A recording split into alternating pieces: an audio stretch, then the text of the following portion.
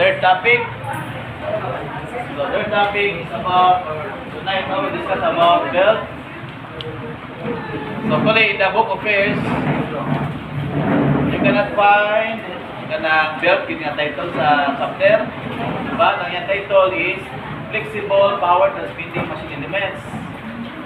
So tuloy sila klase, belt, chain, and wire ropes. But tonight, belt na ay focus. Okay? So, sugot na sa mga flexible power transmitting machine elements. So, flexible, di ba? Bilis na ma-bend. Yan, it can transmit power. Use transmit power. And also, this is very common in our this is output machines. Di ba? Mostly, sa itong mga machines, nabis yung mga belts. And even your machine design projects, di ba? You use belts, but you don't know how to design it. So, karon ato na discuss na how to design belts. So, belt is flexible. Okay, very cool pa, no? I think, kabuti nila na, no? Saan ang belt? Flexible band used to connect pulleys to convey materials by transmitting motion and power.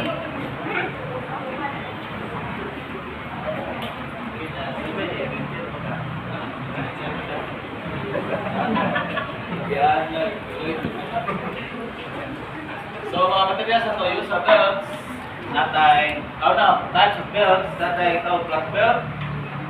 Yung say flat belt, ang iyang posisyon, rectangular with, lapad na siya, gamay o thickness. Then, napon tayo B-belt, very common po na ito sa mga paggamit din mga machines or output machines sa thesis. Napon tayo ito itong foot belt or timing belt. Nana sa mga motorcycles, mga chain, timing chain, masunod sa motorcycle. Kita niya sa diri sa automobile, no? Sa Kenan, kanang tanay giring-giring bitaw. Yang pulley po na giring-giring, dili siya bala sa bigod na plain ka na B. Kaya napon tayo double B. Okay? Mga materials used for belts, we have leader, steel canvas, rubber, and balata. Again, uses for power transmission, no? Very common for power transmission. Then it is also used for conveying, no? Conveying services, just like in Garcia. Ito sa Garcia, kanang PVC.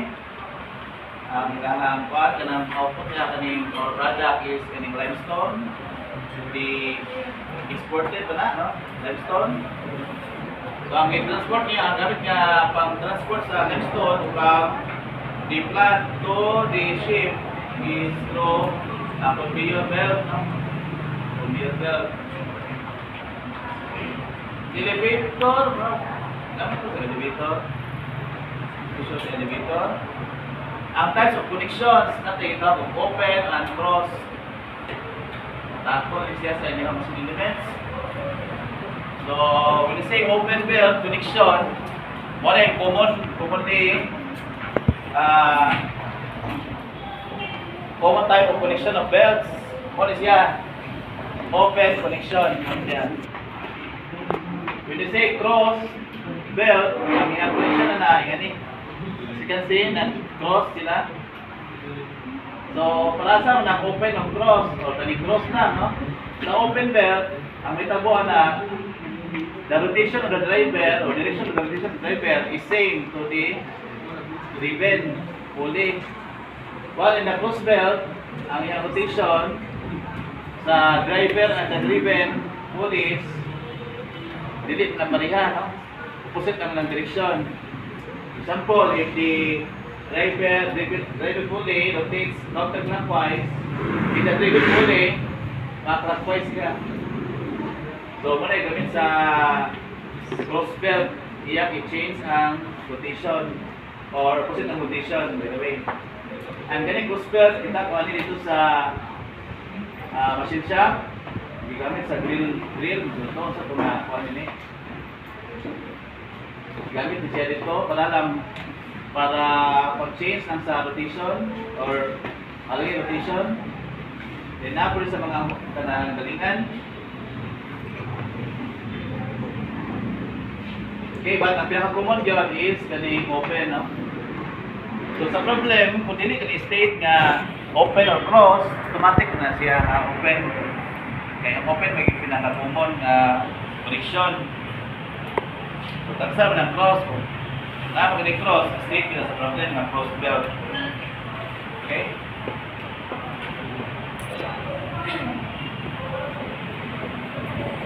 So decide parameters. So speaking of design parameters, mo ito yung first task. Last week, naka-apply na mo. So, tanaw ito yung 10 minutes dito. Then, dinang ito sa project, pang-deduction na natin. So, on time. So, no deduction. So, mali. Ang deduction, depende sa late code. No?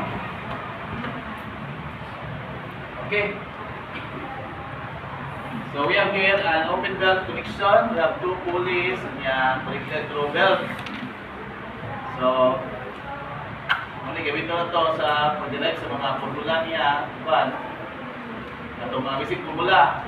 Actually, na-derive na siya sa sediments. You can find it in the book of Doty. Ito machine design of machine elements by Doty. Anyway, saan na yung mga symbol, of course, sa mga pulley, natay mga diameter. Small letter D, letter D, mga diameters. But in the book of pairs, kana itong reference book, the symbol used for the diameters, capital D, silatanan. Nanay subscript.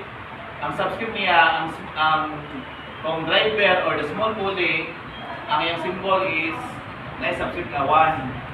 Capital letter D siya. While sa larger pulley, ang symbol niya is D sub 2. Napay subscript na to. Ibigay niya, sa day 1, kanyang subscript, meaning sa smaller pulley or driver. Usually driver is a smaller man than the driver. While ang subscript na to sa driver. Okay? Then, sa maning letter C here. As you can see, it is the distance between shafts of the pulley, or it is called the center distance. Center distance. Another is kaning angle theta. Angle theta here is called the angle of contact. Contact between the belt and the pulley. As you can see, there is a sun contact and the ring. Sa larger pulley po, napoy siya angle contact din. Tingnan ni padung arit. So here diri lang ang symbol na to ani kay as I said na sa driver or small pulley 1 ang subscript. So sa driver man or sa small pulley kani ang contact po theta 1 po siya. Theta sub 1. Diri po sa usa ang iyang angle contact is theta sub 2. Now what have you observed? Equal ba ang theta sa theta 1 and theta 2? Equal, hindi. Okay, kawasa kayo may theta 2. Ang theta 2, kani. Kini may theta 2, ang theta 2. Ito gani. So, ang angle theta 1 and theta 2, hindi equal. Kaya nga ba, tinawa din eh. Ang angle theta 1 is less than 180 degrees. Saan ang 180 degrees? Katuma ba sa circumference? Diba 360, mo na 1 rotation. So half sa rotation mo na 180 degrees. Ika na may panangarin. But sa dire, ang ato puntak na to, wala kamot no? Dire, na ang to, dire. So ang ato puntak sa open belt, sa smaller pulley, theta 1 is less than 180 degrees. While in the larger pulley, ang atong ato puntak is greater than 180 degrees. Wala difference ito ba? So, may makuha na ito ng addition. Muna siya. That the angle theta compute na ito na siya. Approximate nga computation niya based wala ng figure theta is equal to 5 minus ito plus minus niya. Plus minus D2 minus D1 over C. Okay. Anong plus minus mo, sir? Diba, yung goal dito sa theta 1 ta, dito sa small pulley, the angle contact is less than 180 degrees. So, ang gamiton ito, kaning minus. Kaya less than 180 man, so pi minus kaning. So, muna, less than 180. Diba, 180, pi mo na siya. Pi radians. While in the larger pulley, the angle contact is greater than 180 degrees, or pi. So, muna, diri, kung bawa na ito, dito to, pi plus pang gamiton. Nga lang. Then, for the length, ano yun, nakasuwat ng length na ito diri. Ano yung length na ito? Length of the belt. So, bilikupitan mo, length sa belt, natin formula. Na-derive mo na dito sa elements gapon. Punta mo sa detalye. 2C. Isa na 2C. Ilan eh? 2C naman mo. 2C. Muna siya, no? Ikan din padung ari C. Muna siya, nag-present na ni. Dili po, another C. Muna, 2C. 2C is to believe. Daw. So muna, 2C. Then, yan ay examining pi d over 2. Saan ang pi d? Pi d is circumference of a circle, no? Circumference. Yan, divide 2 man. So, half of the circumference. Mo na dali. Half of the circumference of the pulley 1 driver and half of the circumference of the larger pulley. Mo na siya, pi over 2 times quantity d1 tas dito. Kunya kay ganito kay approximation naman to. So natay correction factor mo ni siya dagdag para ma-correct siya. So dito plus minus d1 quantity squared all over 4c. Okay, kamo na ni 4c. Okay. So cross out ta magamit ang plus over kanang minus. So plus pag gamiton kung cross belt siya. Kung cross belt pa kani. Diba mataas pa ng belt compared sa cross belt compared sa open belt. So plus ang gamiton mo na. Pero kung open belt minus siya. Ano minus ang gamiton open belt. Okay? So, yung na pag-compute sa length sa belt. Okay, proceed sa strength niya, no? Ito ang focus. Kaya mo na ito ang i-decide yun ang dimension sa belt. Ang size sa belt. So, we'll base the derivation in this figure. So, we have here a pulley that rotates counterclockwise. May araw nila sa rotation, no? Counterclockwise. So, say may tabuan na. Counterclockwise. So, ang may tabuan na, mausap, pupulutin na niya ang pulley. Ang may tabuan sa tension sa belting. Ang belting, inato, bigyan mo na. Hindi na mo siya ihugtot. Pagdaon, posible yan na aning katuyok to, ribbon. Yung slide man siya sa bilang, kiluapan. Mana hugton siya, may masalik na sa friction. Ihugot siya pagdaon. Mauna, may tension yun, both sides sa belt. Now, kung wala pa nag-rotate, wala pa may rotate ang pulley, ang tension sa left o right side niya sa belt, equal na sila. But, kung mo-rotate na siya, let's say, in this figure, counterclockwise, ang may tabo, di na sila mag-equal of tension. Mawawit na ang symbol silang tension, F1, F2, di equal, di present symbol, because di na sila the same o value. Naray, dako na, kasi mas dako ka. Kaya mong analyze, no? tuloy siya counterclockwise. So, siyempre, anak kong inat na, dito napita. Diba? Rotate ang pulley ba na, so, basta kong inat din. So, muna nga, ang symbol sa larger tension, muna ng F1. Ang symbol sa smaller tension sa belt na side, muna yung F2. Karang F1, dito po na siya, tension in the tight side. Tension in the tight side, then kare tension in the slack side. Sir, what if the rotation of the pulley is not counterclockwise? What if clockwise ang rotation sa pulley? So, just the same. Ang F1 na pulley mo, dili na po. Ano na pasipikas? Basta, always ko ng F1, what is symbol sa larger tension. Ang F2 sa lower na tension. Both are tensile forces, but they differ in value. Basta ko ang tension sa value sa F1 compared sa F2. Diba na niyo ha? Ang F1 na ito na symbol sa larger tension na siya or tension in the right side. While ang F2, tension in the slack side. Mao to kung clockwise ang rotation sa pulley pa, ano na po si F1, hindi si F2. Yan na, may tapo. So F1 is always greater than F2. Now, let's go to itong focus ko to sa derivation.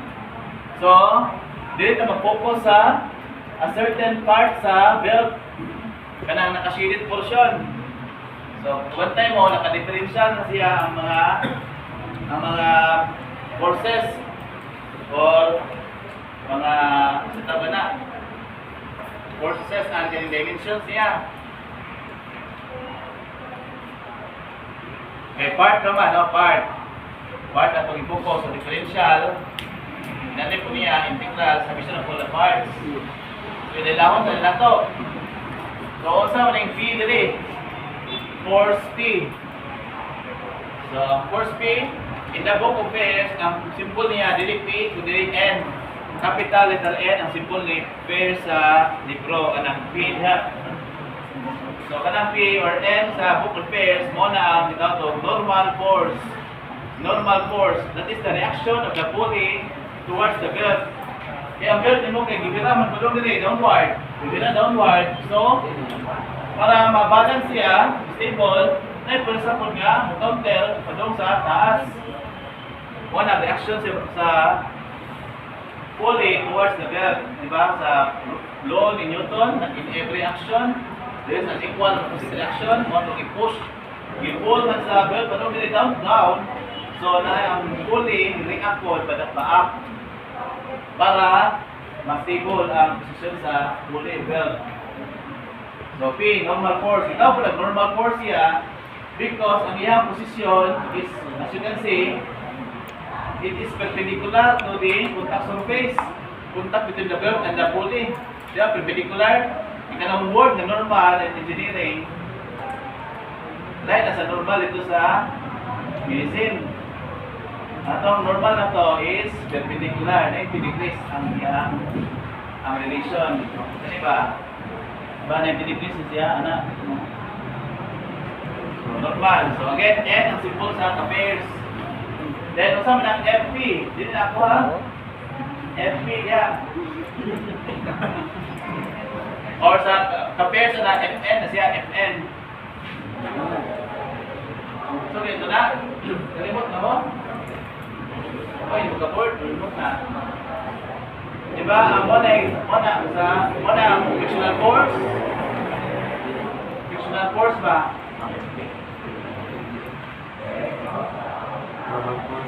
Remote, di ba na? Sa frictional force.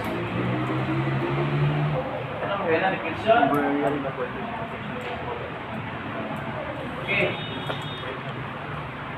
So, frictional force, muna ang relation sa frictional force o sa tawag ni sa normal force, perpendicular ba sila? Sa perpendicular din sila. Kaya, mga muna kuha na sa F niya ang friction, i-divide pa na niya ng vertical ng normal o sa frictional force. So, kaya sa kuhan ba? Sa kuhan, table. Table, na-i-weight ang table. So, ang table na to, Anong nagpabilin man siya nga, o stable man yung table, na may weight siya downward. Tungod kay, may react si floor nga equal po ang pwersa sa weight sa table. O ito, itong reaction sa floor towards the table, o ito ang normal force. Normal force. Okay, nasa friction na sir. Ang friction, parallel sa contact surface, contact between the table and the floor. O sa direction sir, depende kung asa imong motion. For example, ako i-push siya to the left. So ang frictional force, padungkod, dire. Or to the right po ng frictional force. Kung baliwan ko lang ko, at kung mag-push siya to the right po, ang frictional force, padungkod dito. Sa left na po. Kutrabida man ang friction kanunay. Sa asa pa ni may push, counter binasiya kanunay. Okay? Yung direction sa normal o sa frictional force, perpendicular na to each other. Now, dire, ano ang direction sa frictional force? Padungo sa left. Counter mga sir, yung rotation sa pulley kay Kwan man. Counter clockwise man, ano ang iyang direksyon? Padungo sa left. Counter magka ng friction. Frictional force. Matubag nyo na.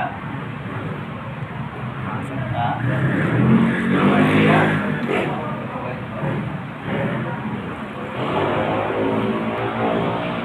Diba? Pag-counter man ang friction, para dire, i-push na po dito, yung friction po, dito sa ilang sa table, between the floor and the table, pati air, i-counter po dyan pa ito, dire. O, nagagahe, more na resistance. Puro friction na, frictional force na. So, dire, kaya pa daw mas sa left. Ang rotation sa imong pulley kay Kuan man, clockwise, counter-clockwise man. Anong po? Ha?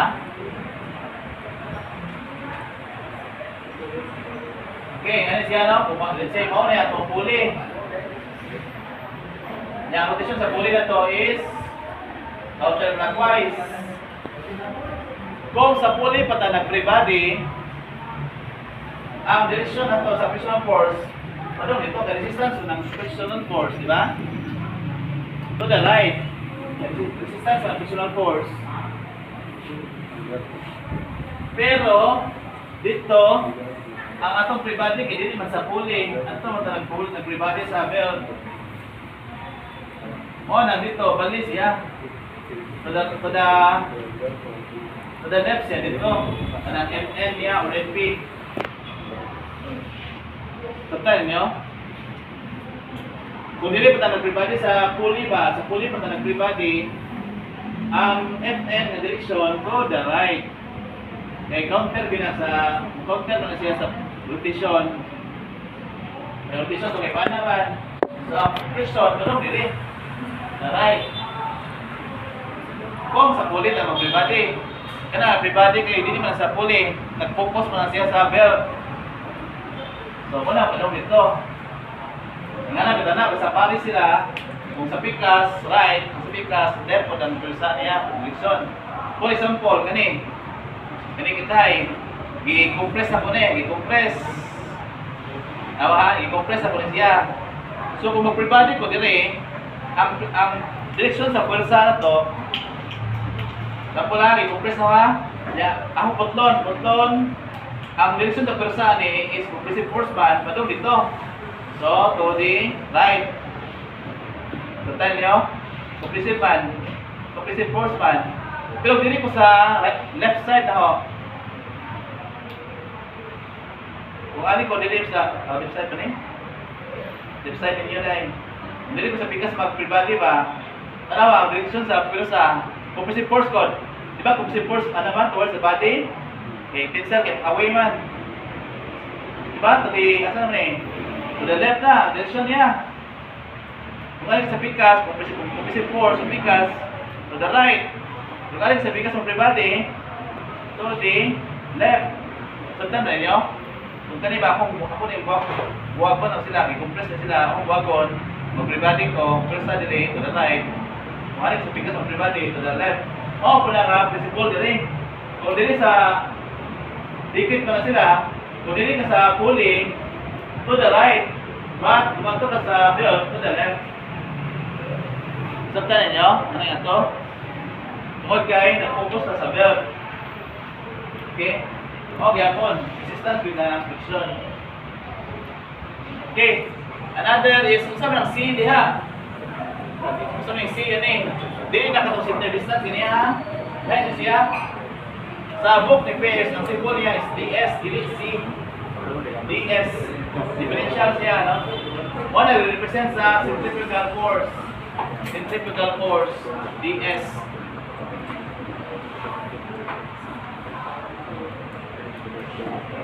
Ano ba? Di ba? Sampol, no? Sampol. Kadang sa plagana, may tubig. Yan itong pagkawal. Isa may tabo. Or sa kape rin, no? Kape na lang mo. Okay. Okay. Habit. Kape or milk. Wow, milk. Diba? Nagtutaw ni mo. Kasi may tabo. Yung sakam siya sa gilid. Anong sakam na sa gilid? Pulsa gagawin na pagawas. Ano yung centrifugal force?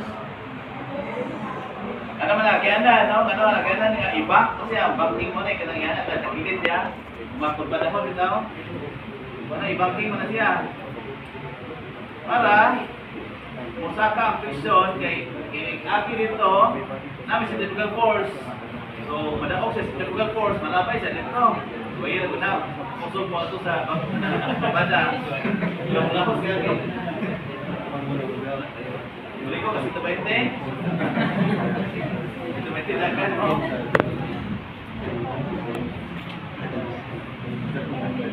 So parang iba siya, parang nakong vision niya, parang mag-compare sa centrifugal force. Kung dito yanan mo, so wala kayo, kapay lang compare sa centrifugal force, pagkawas. So ito yung nakasada, ipana, no, kung forbada. Okay, so centrifugal force na, DS na siya sa book ni Pierce. Then sa maning F dire. Okay, ang F na to, ano represent sa tension sa belt. Dire sa left side, tension niya F. Dire sa right side is F plus DF. So mas dako, tension dire, ka? Tumod na ganyan dire. So I said, yan yung rotation, ang higher tension na dire napita. Mo dire, mas higher ang tension plus DF. Bali mo ni diferensya sa Persan na duha. Mas larger man dito. So, manang F plus DF. Mas higher dito. So, karon base na mag-submission of forces na para ma-derive na ito ang mga formula. Ang target ito ang formula ni Ones siya. Ito siya pag-derive kami. This is very important. Ato na yung isang letter lang. Ayon sa dire, no? Focus sa dire. So, based on ang free body, submission of forces vertical. So, may force vertical diha. We have P, or in the book, first at sundot, N plus N plus first at sundot pa, DS walang C. Yeah, minus F times ang iyang direction nga or ang iyang vertical component ng F is opposite man sa angle, so sine times sine of angle d theta over 2 minus because F plus DF times sine of angle d theta over 2. Ano wala yung persa? So wala na yung vertical force. So equal to 0. Submission force equal to 0 man. Okay, karon. Sa may tabuhan ni kani ma-add ni duha, no? So may morning N plus DS minus 2F times sine of angle d theta over 2 minus df times sine of angle d d theta over 2 equal to 0. Now, kanang df, very small number na siya. Samot kani, kung sign of a small number po, so kani sila, equal to, kung ano na siya, no? A small number, i-multiply ka di mo small number, example, 0.5, multiply na mo 0.5, diba? 0.5, 1/2, imo pala multiply 0.5, o 1/4 na siya. So ang gamay, multiply na mo gamay, kung samot ka gamay. So,